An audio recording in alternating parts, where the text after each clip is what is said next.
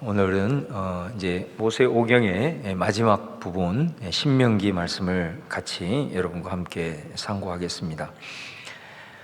신명기는 모세오경 전체의 결론인 동시에 이후에 있을 그 역사서의 서론이라고 할 수가 있습니다.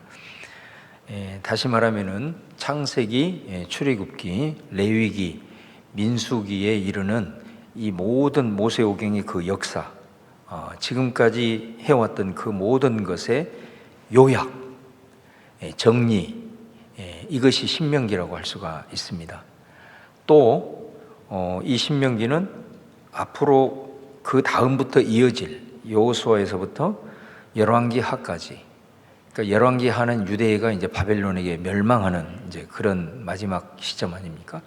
여기까지의 서론 역할을 감당한다. 그런 위치를 점하고 있어요. 그러니까 이 구체적으로 좀 살펴보면은 여호수아에서부터 열왕기하까지를 학자들이 이렇게 이름을 붙입니다. 뭐라고 붙이냐면 신명기적 역사서다, 이렇게 이름을 붙입니다. 그 말은 무슨 말이냐면은 가나안 입성하는 게 여호수아잖아요. 그래서 거기에서 이제 사무엘 가보면 왕조가 세워지고, 그리고 그 왕조에 의해서 쭉 이어지다가 북이스라엘이 망하고 남유다가 이제 망하는 이 과정까지에 있어서 그 역사의 흥망성쇠의 기준이 뭐냐? 바로 그게 신명기라는 것입니다. 그래서 신명기가 그렇게 중요한 것입니다. 그러니까 우리가 보통 이렇게 일반 역사를 보면은 모든 역사가 항상 왕 중심으로 전개가 되죠. 성경도 보면은 이 표면적으로는 왕 중심으로 되어 있습니다. 이 왕이 등장해서 다스리고 하나님의 또 칭찬을 받거나 또 하나님의 책망을 받다가 그 사람이 다윗 왕실의 묻히니라, 또 다른 이후에 그 아들이 또 나라를 다스리다, 이렇게 계속해서 왕들을 중심으로 전개가 되는 것 같지만은 사실은 이 이스라엘의 역사, 구약의 역사는 중심이 왕이 아니고 예언자가 중심입니다. 그래서 제가 그런 말을 종종 하잖아요. 성경, 원래 구약의 성경은 히브리 성경이라고. 히브리 성경에서 우리가 지금 구약을 나눌 때 역사서라고 하는 부분, 이 역사서라고 하는 부분은 히브리 성경에는 없습니다. 그 대신에 뭐라고 붙이냐? 예언서라고 말합니다. 그래서 이 역사서 쪽을 전기 예언서라 그러고, 그 다음에 이사야부터 나오는 우리가 지금 알고 있는 예언서를 후기 예언서라고 해요. 그러니까 왜 역사서를 예언서라고 붙였을까? 그것은 눈에 보이는 왕이 진짜 왕이 아니고 우리 하나님이 진짜 왕이시라는 겁니다. 그러니까 예언자는 어떤 사람이에요? 이 예언이라는 것이 맡길 예자잖아요. 말씀은 자. 말씀을 하나님이 그들에게 맡긴 거예요. 그래서 말씀을 맡아서 이 말씀을 전하는 것을 대언이라고 그러잖아요. 대언. 그러니까 이스라엘 백성들이 하나님의 말씀을 받아서 늘 선포를 하는 거죠. 그래서 이 이스라엘의 역사는 예언자의 말을 잘 듣고, 이 예언자를 통해서 하나님이 말씀하시게 돼요. 진짜 왕이신 하나님이 말씀하는 거기 때문에 예언자의 말을 잘 듣고 그 예언자의 말을 잘 따르면 역사가 흥황합니다. 그러나 그 예언자의 경고를 무시하고 그 예언자를 오히려 박해하고 핍박하고 이런 역사는 항상 역사가 쇠퇴해야 합니다. 그래서 이 예언자들이 나타나서 왕들과 그 다음에 그 시대에 대해서 메시지를 선포할 때, 하나님의 말씀을 대언할 때에 무엇을 기준으로 해서 선포하느냐 이거예요. 물론 하나님께서 새로운 말씀을 계시하셔가지고 예언자들에게 주신 말씀도 있습니다. 그러나 이거는 대부분 후기 예언서가 많이 나옵니다. 이사야부터 거기는 정말 새로운 계시의 말씀이 예언자들에게 주어져요. 그것을 통해서 예수님에 대한 예언들이 많이 이제 나오게 되는 거죠. 그러나 이 전기 예언서, 다시 말하면 우리가 알고 있는 여호수아에서부터 열왕기하 같은 경우는 새로운 하나님의 어떤 계시의 말씀이 예언자들에게 주어지는 것이 아니라 예언자들이 그 시대를 바라보면서 때로는 격려하고 때로는 책망하고 때로는 경고하는 기준이 있다 이거예요. 그 기준이 뭐냐면 신명기 말씀입니다. 그래서 이 여호수아에서부터 열왕기하까지를 신명기적 역사서다. 그러니까 쉽게 얘기를 하면은 이 역사 속에서 신명기의 말씀을 잘 준행하고 지키면 그 나라가 흥왕하고, 그렇지 않으면은 나라가 쇠퇴하는 이 부분을 볼 수 있습니다. 자, 여러분, 우리가 여호수아와 사사기 자주 이렇게 비견이 되잖아요. 바로 신명기 다음에 나오는 여호수아, 그 다음에 사사기인데, 흔히 여호수아를 승리의 말씀, 승리의 기록, 그 다음에 사사기를 실패의 기록, 이렇게 흔히 구분을 합니다. 그러면 왜 여호수아는 그렇게 승승장구해서 가나안 땅을 그렇게 차지할 수 있었는가? 바로 그것은 하나님께서 모세를 통해서 이 주신 시내산에서 주신 그 율법의 말씀을 40년 이후에 가나안 땅에 직전에 들어가면서 모압이라는 곳에서 다시 언약을 갱신하잖아요. 그 말씀을 여호수아가 끝까지 붙들고 작은 것 하나라도 그 말씀에 순종하고, 우리가 하는 전쟁은 우리가 하는 것이 아니라 하나님께 속한 전쟁이다. 그럼 하나님께 속한 전쟁을 승리하기 위해서는 하나님의 방식으로, 하나님의 말씀에 순종함으로만이 가능하다. 철저하게 무장하는 거예요. 그래서 이스라엘 백성들을 그런 모습으로 이끌어감으로 여호수아서는 승리의 기록인 줄로 믿습니다. 그런데 여러분, 사사기는 완전히 실패하잖아요. 그 왜 그래요? 사사기는 대표하는 말씀이 다 자기 소견에 옳은 대로 행하니라. 이게 사사기의 중심 말씀이잖아요. 왜 사람들이 자기 소견에 옳은 대로 행했을까요? 기준이었기 때문에 그래요. 이스라엘 백성들에게 있어서 기준은 뭐겠습니까? 하나님의 말씀인 줄로 믿습니다. 이것이 각각의 개인의 인생이든 나라 공동체의 모든 역사든 간에 하나님의 말씀이 딱 기준으로 잡아야 그 기준대로 살 때만이 역사가 아름답게 펼쳐지게 되는데, 기준이 사라지다 보니까 전부 다 자기 생각에 옳은 대로 행동을 하다 보니까 사사기는 아주 무법천지의 시대가 되고 구약의 역사에서 가장 암흑기 중에 하나가 된 실패의 역사라는 것을 우리가 잘 볼 수가 있다. 또 요시야 왕 때, 이게 이제 유다 말기 쪽이죠. 유다 말기. 요시야 왕 때 어떤 일이 있었냐면은 이 요시야 왕이 성전을 수리를 합니다. 그러니까 성전을 수리한다는 것은 이제까지 그 이전의 왕들 가운데 이 성전이 확 무너지고 또 성전이 이게 낡고 이름에도 불구하고 왕들이 제대로 성전을 돌아보지를 않는 거예요. 그런데 이 요시야 왕이 등장을 하면서 성전을 이렇게 방치해서 되겠냐? 우리가 하나님을 섬기는 거룩한 전인데. 그래가지고 이 요시야가 성전을 수리합니다. 성전을 수리하다가 잃어버린 율법책을 발견한 거예요. 그러니까 여러분, 이게 얼마나 안타까운 현실인지 몰라요. 이 여기서 말하는 잃어버린 율법책은 뭐냐면 기록된 성경입니다. 기록된 말씀. 그러니까 모세에게 들었던 그 말씀이 기록으로 남겨진 책이에요. 근데 이거를 잃어버린 거예요. 잃어버렸는데 찾을 생각도 안 하고 지금까지 수십 년 아니면 100년 이상 계속해서 기록된 율법이 없이 계속해서 흘러왔다라는 것입니다. 그러면 이 사람들은 어떻게 해서 하나님을 섬기고 하나님을 말씀을 들었는가? 여러분, 기록된 율법과 함께 이스라엘 백성들에게는 구전된 율법이 있는 거예요. 다시 말하면 조상들에게 의해서 입으로 전달되어서 계속해서 귀로 듣고 오는 그런 구전의 율법이 있는 거예요. 그런데 여러분, 차이가 뭐겠어요? 기록된 율법은 딱 기록된 그 기준이 있는 거죠. 그런데 이 구전으로 이어 내려오는, 이게 이제 신약 성경에 보면은 장로의 유전이라는 표현 나오죠. 혹시 성경에 있다고 보신 적 있으세요? 혹시 있으시면 고개를 한번 끄덕여 보세요. 신약 성경에 보면 장로의 유전, 이게 바로 구전율법입니다. 계속해서 입으로 기록된 율법이 아닌 거죠.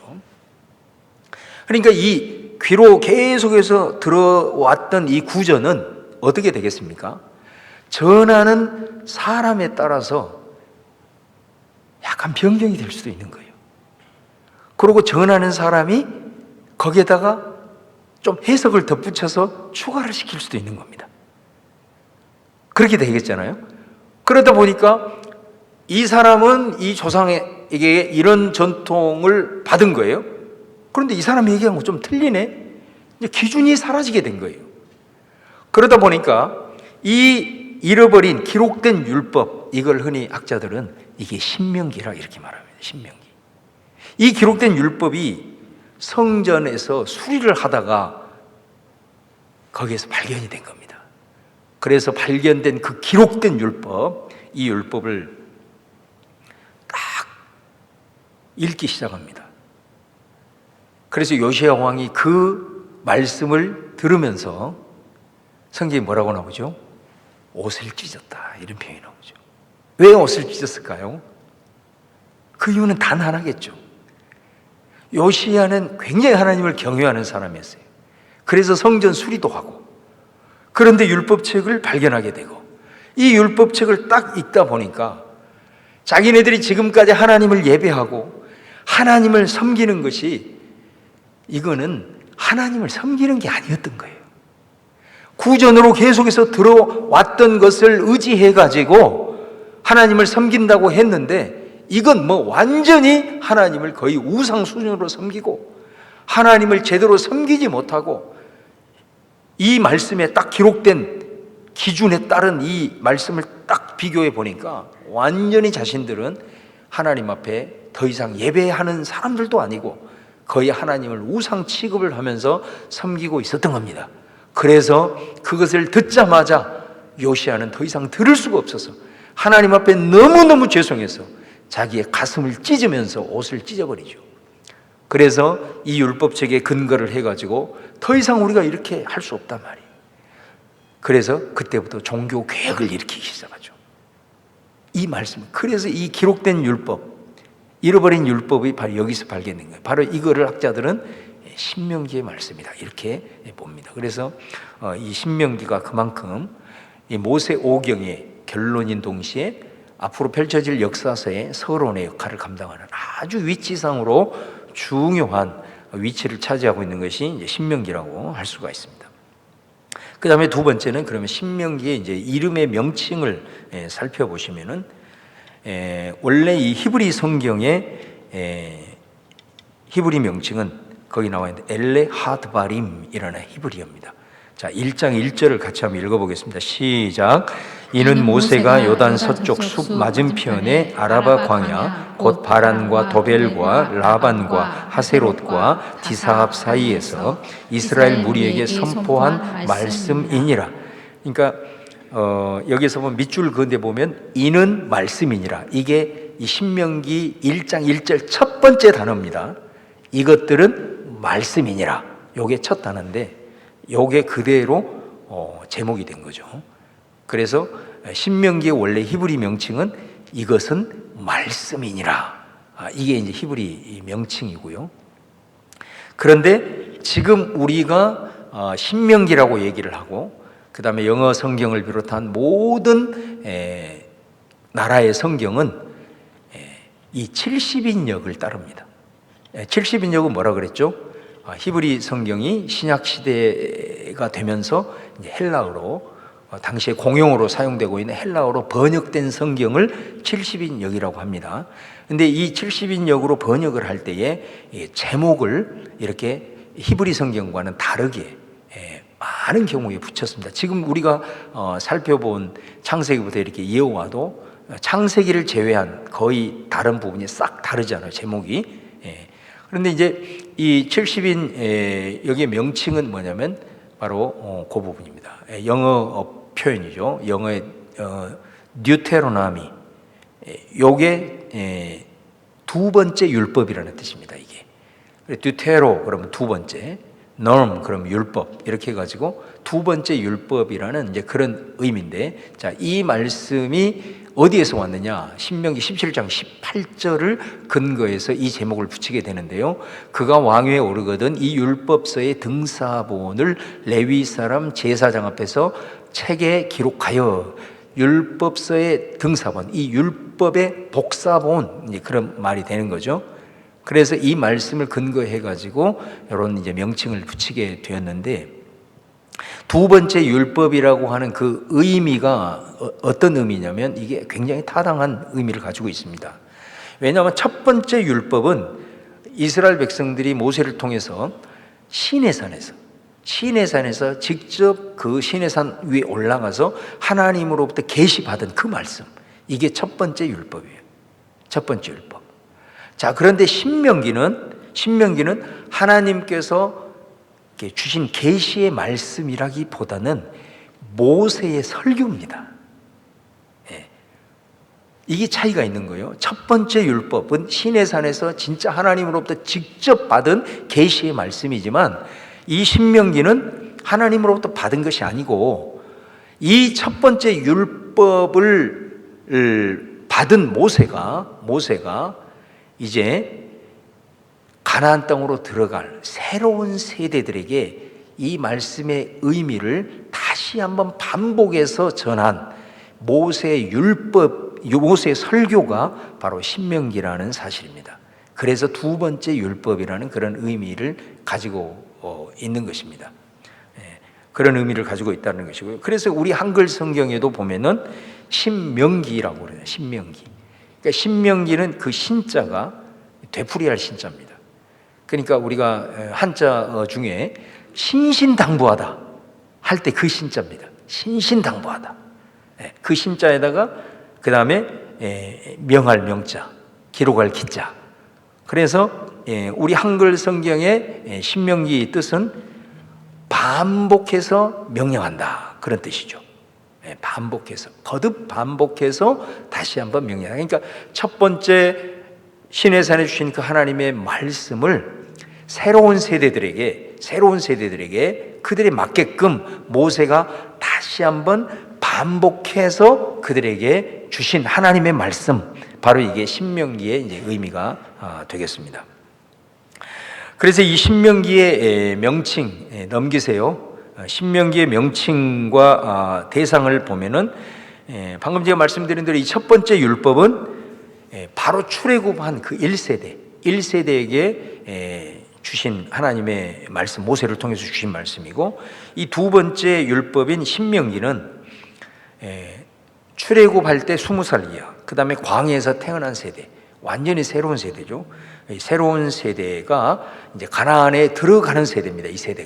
이 세대에게 주신 말씀이 바로 신명기의 말씀이다라는 것이고요. 그리고 이 신명기는 어디에서 이 말씀이 모세를 통해서 울려 퍼지게 되냐면 모압이라는 평지입니다. 그러니까 다시 말하면 이 모압 평지에서 이 신명기 말씀을 선포하면서 이 신명기 후반부를 가보면은 일종의 언약 갱신을 하게 됩니다. 그러니까 하나님으로부터 직접 받은 시내산의 말씀을 모세가 다시 한번 새로운 세대에게 반복을 하면서 뭐를 하느냐?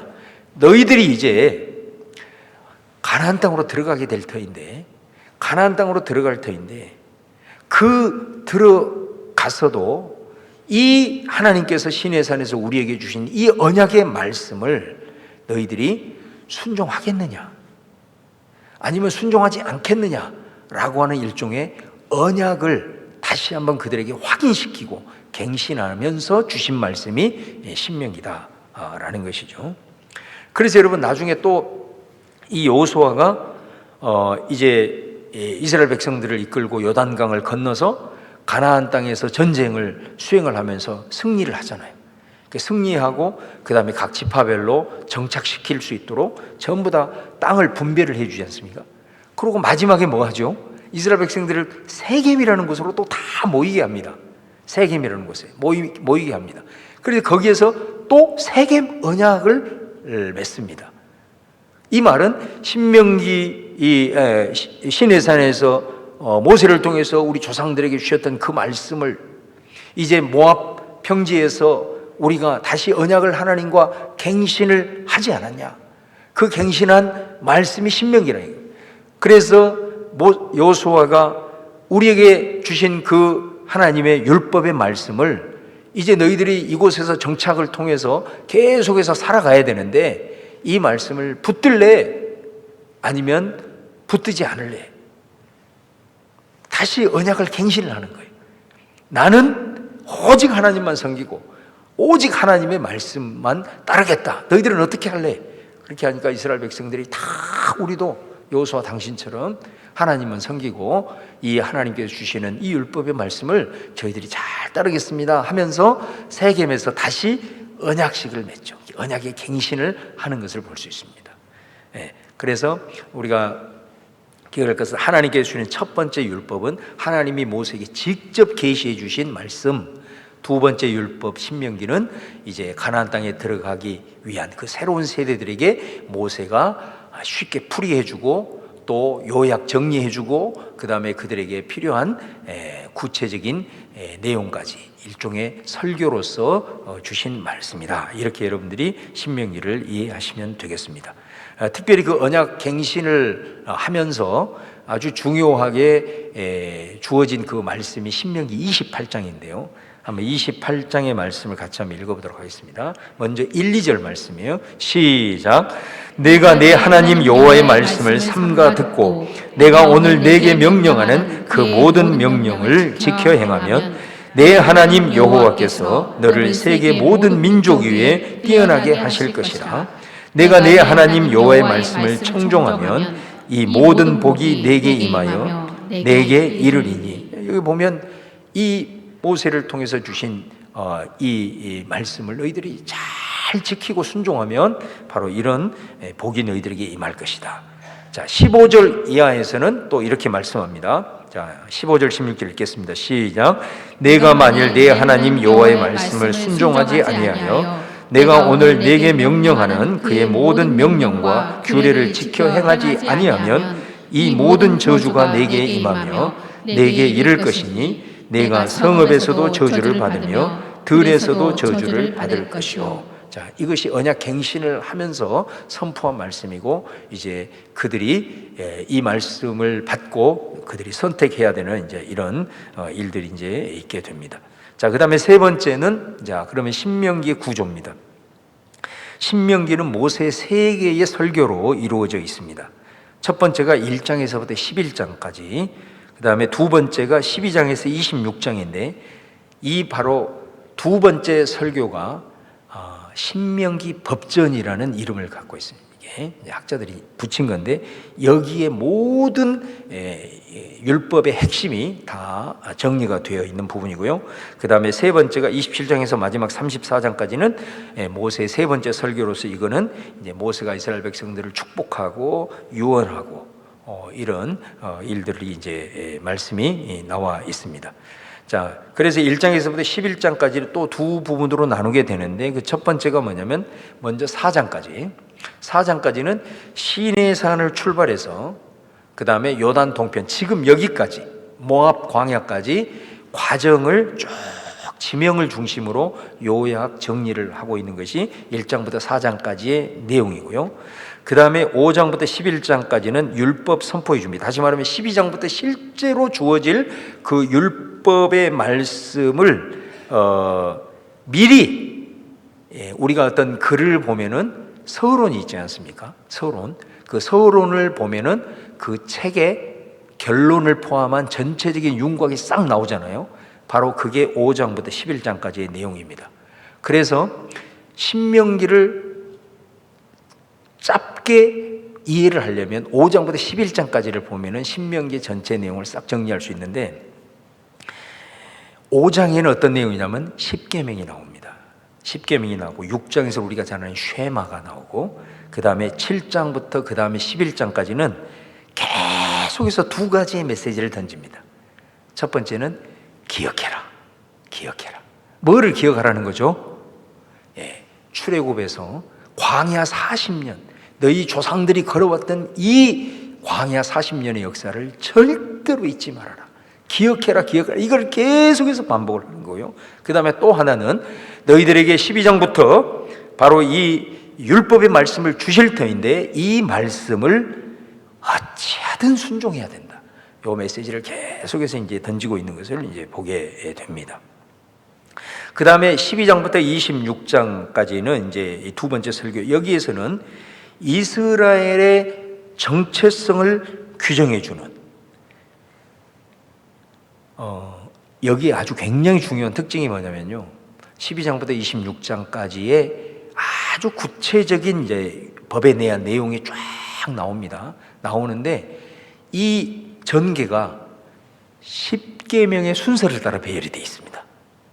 그러니까 여러분 한번 12장부터 26장까지 이렇게 쭉 읽어보시면, 여기까지는 10계명 1계명에 해당이 되는구나, 여기서부터는 10계명이 2계명에 해당이 되는구나, 이렇게 쭉 읽어보면 약간 편차는 있지만 전체적인 흐름이 10계명의 10개의 계명의 구조를 따라서 26장까지 쫙 펼쳐져 있다라는 아주 굉장히 큰 특징을 가지고 있습니다. 그러니까 이 법에 있어서 일종의 10계명은 우리식으로 얘기하면 헌법이라고 해야 될까요? 어떤 하나의 큰 원리를 얘기하고, 바로 이 12장에서 26장까지는 그 10계명의 원리를 따라서 아주 세밀한 율법의 말씀이 주어지고 있다, 이렇게 이제 여러분들이 이해를 하시고, 이제 세 번째는 모세 유언으로 이렇게 이제 되어 있습니다. 자, 오늘은 그 첫 번째만 한번 살펴보도록 하겠는데요. 자, 1장에서부터 11장까지를 대표하는 두 개의 단어. 첫 번째가 기억해라, 그 다음에 두 번째가 순종해라, 이겁니다. 그러니까 신명기의 11장까지는 이 두 마디를 꼭 기억을 하셔야 돼요. 기억해라, 순종해라, 이 말씀. 그래서 아까 말씀드린 대로 1장 4장은 출애굽 40년의 여정을 요약하면서 이제 가나안 땅에 들어갈 너희 새로운 세대들이 선조들의 광야의 여정을 잊지 말 것을 교훈하고 있는데, 자, 그 중에 대표적인 말씀 한 구절을 같이 읽겠습니다. 7장 19절 시작. 내 하나님 여호와께서 너를 인도하여 내실 때에 내가 본 큰 시험과 이적과 기사와 강한 손과 편파를 기억하라. 내 하나님 여호와께서 내가 두려워하는 모든 민족에게 그와 같이 행할 것이다. 아멘. 자, 그 다음에 두 번째는 쉐마라는 말입니다. 쉐마. 이 쉐마라는 말이 들으라 이스라엘 할 때 쉐마 이스라엘 그러잖아요. 근데 이 쉐마가 구약 성경에서 들으라 이렇게 번역도 되어 있지만, 오히려 들으라 이 말보다는 순종해라, 청종해라, 요 말로 더 많이 번역되고 있다는 사실을 기억해야 됩니다. 그래서 이 순종하다라는 말 속에는 어원이 뭐냐, 듣는다라는 어원이 있는 겁니다. 순종하다라는 말 속에는. 그래서 제가 참고로 헬라어에도 보면은 순종하다가 휘파코에라는 말이고요, 그 다음에 순종하다의 반대말이 파라코에라는 말이에요. 그러니까 여기 보면 코에 이렇게 똑같이 어근이 똑같잖아요. 어근이. 이 코에가 뭐냐, 이게 듣는다라는 말입니다. 코에, 이게 들음, 그런 뜻이에요. 그런데 뭐가 순종이냐, 듣는 건데, 휘파는 영어로 얘기하면 언더입니다. 아래에서 듣는 것이 순종입니다. 그 다음에 우리 파라초치 그런 말 하잖아요. 곁에서 듣는다, 이것이 뭐냐, 불순종입니다. 이게 거역이라는 뜻이에요. 그러니까 순종이라고 하는 것은 뭐를 의미하느냐면, 내게 말씀하시는 분의 권위를 내가 인정하냐 안 하냐와 직결이 되어 있는 말입니다. 그러니까 이 순종이라는 것이 그렇게 성경에서 강조를 하잖아요. 순종이 복의 통로고, 순종하지 아니하면은 하나님이 오히려 뭐 그걸 거역이라고 얘기하고 사신 우상에게 절을 하는 것과 같다 그러면서 이 순종을 엄청나게 강조하잖아요. 그러니까 왜 그렇게 순종을 강조하냐? 순종은 우리는 행동을 먼저 생각하는데 아니라니, 어근 자체가 듣는 것입니다. 그러니까 우리가 아래서 듣는다라는 것은 내게 말씀하시는 분의 권위를 높이 인정해 주는 거예요. 그래서 내가 무릎을 꿇고 듣는다, 이게 순종이고, 그 다음에 불순종, 거역은 뭐예요? 곁에서 듣는 거예요. 너하고 나하고 똑같은 입장 아니냐, 나 너 권위 별로 인정 안 해, 너 나하고 친구지, 네가 얘기하면 나 얼마든지 토할 수 있고 비판할 수 있어, 요것 자체를 불순종이라고 하는 겁니다. 그러니까 우리가 하나님의 말씀에 순종한다, 이 말은 단순히 그 말씀을 그냥 행동으로 옮기는 실천의 의미보다도 훨씬 더 근원적인 의미를 담고 있다는 걸 아셔야 됩니다. 무슨 의미예요? 하나님의 권위를 내가 인정합니다. 그런 의미입니다. 순종이라는 것이 내게 말씀하시는 하나님의 그 권위자 되심을 인정합니다. 그 권위를 인정하면 순종하지 않을 수가 없겠죠. 내가 말씀하시는 그 권위자이신 내 부모님의 권위를 내가 인정합니다. 그러면 순종을 하는 거죠. 그런데 말씀하시는 부모님의 권위에 대해서 내가 인정하지 않는다, 그러면 거역하는 것입니다. 순종하지 않는 것입니다. 그러니까 순종은 권위와 직결된 아주 본질적인 의미를 갖고 있다라는 의미입니다. 그래서 신명기 6장 4절 9절 이 말씀 6절까지 한번 읽어보시면 같이 한번 읽어볼게요. 시작. 이스라엘아 들으라, 우리 하나님 여호와는 오직 유일한 여호와이시니 너는 마음을 다하고 뜻을 다하고 힘을 다하여 내 하나님 여호와를 사랑하라. 오늘 내가 네게 명하는 이 말씀을 너는 마음에 새기고 내 자녀에게 부지런히 가르치며. 아멘. 그래서 어찌하든 순종에 대한 이 말씀을 이제 하고 있는 거죠. 그래서 신명기는 기억하고 그 다음에 순종하라는 걸 계속해서 되풀이해서 그것을 네 마음판에 새기고, 그리고 그것을 네 마음판에 새겨 있는 것을 다음 세대를 향하여 잘 가르쳐라. 그것이 살 길이고 그것이 행복의 길이다. 오늘 우리가 봉독한 말씀이 그 말씀입니다. 자, 그 말씀 읽고 오늘 여기서 마무리하도록 하겠습니다. 신명기 10장 12절 13절을 한번 읽어보겠습니다. 시작. 이스라엘아, 내 하나님 여호와께서 내게 요구하시는 것이 무엇이냐? 곧 내 하나님 여호와를 경외하여 그의 모든 도를 행하고 그를 사랑하며 마음을 다하고 뜻을 다하여 내 하나님 여호와를 섬기고 내가 오늘 내 행복을 위하여 내게 명하는 여호와의 명령과 규례를 지킬 것이 아니냐. 아멘. 자, 여기 보면 이스라엘아, 여호와를 경외하고 그 도를 행하고 사랑하고 하나님 여호와를 섬기고. 자, 이 모든 말씀을 순종할 것에 대해서 말씀하는 궁극적인 이유에 대해서 참 저는 이 표현을, 신명기에도 이런 정말 놀라운 복음의 메시지, 참 그 말씀 다시 한번 띄워주세요. 이 말씀이 너무 감동이 되지 않습니까? 거기 보세요. 뭐라고 얘기해줘? 내 행복을 위하여. 정말 그러니까 하나님의 말씀을 우리가 순종하고 이 말씀을 우리에게 주신 이유는 뭐냐면, 하나님이 우리에게 뭔가를 얻으려고 하는 것이 아니고, 그렇게 해야 너희들이 행복하다, 행복의 원리로 하나님 말씀을 주신 줄로 믿습니다. 그러니까 네가 이 말씀을 따라서 살아가면 정말로 너는 행복한 삶을 살 거야. 너는 정말로 복을 누리면서 살 거야. 그 이유로 이 말씀을 주셨다는 거예요. 이 말씀을 주시면서 하나님이 얼마나 우리를 생각하시고 또 우리가 복 있는 삶을 살아가기를 원하시는지. 그래서 어찌하든 여러분, 우리가 이 하나님의 말씀을 묵상하고 또 하나님의 말씀을 받을 때에 혹이라도 끊임없이 이 마귀 사탄은 우리들의 마음을 미혹해서 이 말씀을 의무감으로 받아들이게 하고, 또 이 말씀을 부담을 느끼게 하고 이렇게 해가지고 말씀에 대해서 자꾸 고개를 그렇게 생각하지 말고 오늘 이 주신 말씀처럼 그래, 이 말씀은 하나님께서 나를 행복하도록 하기 위해서 주셨구나, 이것을 확실히 믿고 여러분 마음판에 새길 수 있기를 축원을 드립니다. 그래서 때로는 그 말씀이 현실적으로 내가 참 지키는 것이 버겁고 부담이 되고 힘들지만 하나님은 나의 행복을 위해서 이 말씀을 주셨다, 이렇게 생각을 하고 하나님 순종하면서 나갈 때 하나님께서 그 약속대로 정말로 그 길을 통해서 우리에게 참된 안식과 참된 복을 허락하여 주실 줄로 믿습니다. 자, 신명기 30장 한 구절 더 읽고 마치겠습니다. 시작. 내가 오늘 하늘과 땅을 불러 너희에게 증거를 삼노라. 내가 생명과 사망과 복과 저주를 네 앞에 두었은즉 너와 네 자손이 살기 위하여 생명을 택하고 네 하나님 여호와를 사랑하고 그의 말씀을 청종하며 또 그를 의지해라. 그는 내 생명이시요 내 장수이시니 여호와께서 내 조상 아브라함과 이삭과 야곱에게 주리라고 맹세하신 땅에 내가 거주하리라. 할렐루야.